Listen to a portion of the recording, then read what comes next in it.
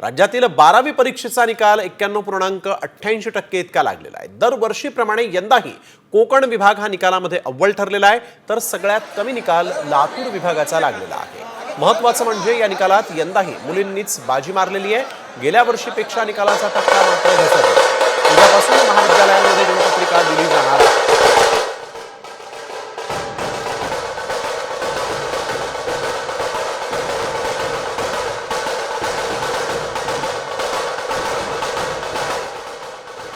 तर कुठल्या विभागाचा किती निकाल लागलेला आहे पाहूयात।